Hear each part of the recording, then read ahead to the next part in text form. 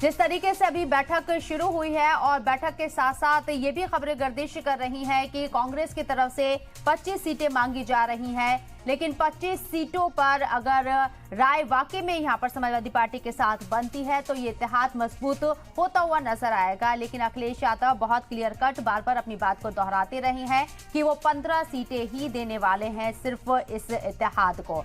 बढ़ते आगे लखनऊ से खबर है, सपा की पीडीए रथ यात्रा का आगाज हो चुका है। अखिलेश ने रथ यात्रा को हरी झंडी दिखा दी है। 1 फरवरी तक ये यात्रा चलेगी। सपा की असेंबली की तरह लोकसभा चुनाव के लिए यात्रा हो रही है, जिसमें संविधान बचाओ देश बचाओ का नारा बुलंद किया गया है। पीडीए यात्रा यूपी के कई जिलों से गुजरेगी और सपा की ये यात्रा काफी इंपॉर्टेंट बताई जा रही है, इसकी काफी अहमियत बताई जा रही है, क्योंकि उत्तर प्रदेश के अंदर जिस फॉर्मूले के तहत अखिलेश यादव 2024 को साधने की कोशिश कर रहे हैं वो पीडीए है और पीडीए के जरिए एक बड़े वोट बैंक पर उनकी नजर है इस फॉर्मूले के तहत। हालांकि जो यात्रा शुरू की गई है, आज से इसका आगाज हुआ है, 1 फरवरी तक चलेगी और कई जिलों को कवर करेगी। ऐसे में कितना असर होगा इस यात्रा का ये भी देखना होगा। दूसरी तरफ कांग्रेस भारत जोड़ो न्याय यात्रा कर रही है, अखिलेश यादव पीडीए यात्रा कर रही है, जिसका नारा बुलंद किया गया है संविधान बचाओ देश बचाओ। ये यात्रा यूपी के कई जिलों से होकर गुजरेगी, लेकिन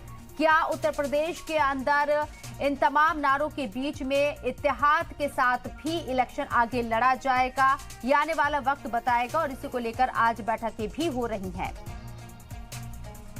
आवाज परिवर्तन की होगी, बदलाव की होगी और ऐसे लोग जो बाबा साहब भीमराव अम्बेडकर जी का, डॉक्टर राम मनोहर लोहिया के रास्ते को रोक रहे हैं, उनको रास्ते से हटाने का काम हम सब मिलकर के करेंगे।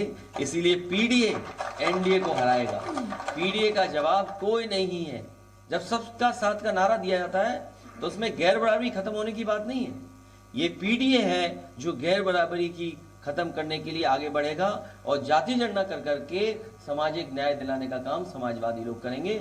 उसमें सहयोग करने वालों का बहुत बहुत धन्यवाद। हमारी पार्टी के सभी नेता शामिल होंगे।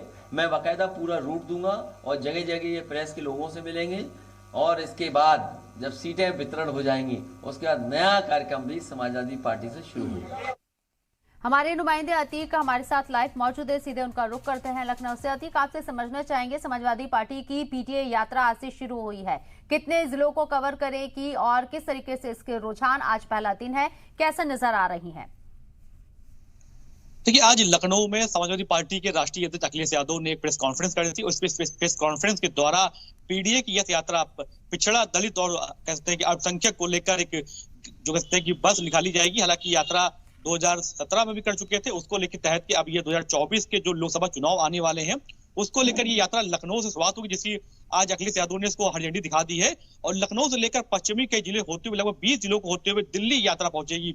यात्रा का मेन मकसद रहेगा कि ये यात्रा जिन जिन जिलों में जाएगी वहां पर रुकेगी, वहां पे समाजवादी पार्टी के जो नेता है उनको बता दिया गया है कि किन जिलों में कौन कौन नेता इसके साथ रहेंगे और आसपास के जो जिले हैं वहां पर नेताओं को पहुंचना होगा और जो आम जनता है, आम जनमानस है, उनसे मुलाकात करेंगे और उनको समाजवादी पार्टी के कार्यकाल के बारे में बताया जाएगा, जो योजनाएं रही हैं अब तक की, पहले जब इनकी सरकार थी उसको लेकर। और लगातार भाजपा के ऊपर जो पलटवार किया जा रहा है कि भाजपा देश को तोड़ रही है, लगातार हिंदू मुस्लिम धर्म के नातों पे देश को लड़ाया जा रहा है, इनको लेकर बताया जाएगा। और समाजवादी पार्टी हमेशा मुस्लिमों की बात करती है, अल्पसंख्यकों की बात करती है, दलितों को लेकर बात करती है और पिछड़ों को लेकर बात करती है, तो उनको लेकर ये कहते हैं यह यात्रा शुरुआत की गई है और दिल्ली यात्रा पहुंचेगी। इसके बाद कहीं ना कहीं अखिलेश यादव भी यात्रा में किसी एक जिले या दो जिले में शामिल हो सकते हैं।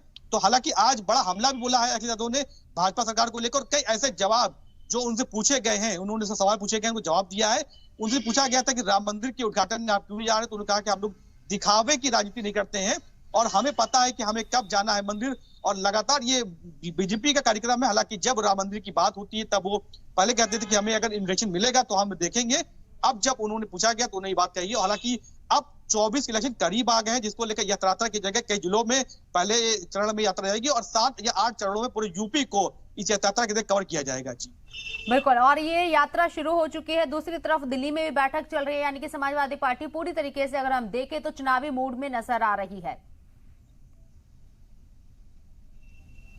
जी बिल्कुल कह सकते हैं कि आज दिल्ली में समाजवादी पार्टी और कांग्रेस के बीच बैठक होगी। जो सीट शेयरिंग की बात चल रही है कि जो इंडिया गठबंधन है उसको लेकर कितनी सीटें कांग्रेस को दी जाएगी, कितनी सीटों पे समाजवादी पार्टी लड़ेगी, इसको लेकर बात चल रही है। हालांकि तो अखिलेश यादव या समाजवादी पार्टी पहले ही बात कह चुकी है कि 10 सीट वो कांग्रेस दे सकती है, मगर बात नहीं बन पाई है। हालांकि 2 दिन पहले भी ये बैठक होने वाली थी, मगर किन्हीं कारणों से बैठक टल गई थी। हालांकि आज ये फिर बैठक हो रही है, तो ये अनुमान लगाया जा रहा है कि आज इस बैठक में ये तय हो सकता है कि समाजवादी पार्टी और कांग्रेस को कितनी सीटों पर यूपी में लड़ेंगी। हालांकि आज जब अखिलेश यादव पूछा गया था कि मायावती ने साफ तौर पे कह दिया है कि वो इंडिया गठबंधन का हिस्सा नहीं बन रही है, वो अकेले चुनाव लड़ेंगे, तो उन्होंने साफ तौर पे कहा है कि हम लोग पीडीए का फॉर्मूला यहाँ अखिलेश यादव ने दिया है, ऐसे में क्या और भी जो उनके साथ अलायंस में इत्तेहाद में दल मौजूद है, पार्टीज मौजूद है, वो इस यात्रा का हिस्सा बनेंगे, ये भी हमें देखना होगा। बहुत बहुत शुक्रिया अतीक आपका तमाम जानकारी हम तक पहुंचाने के लिए।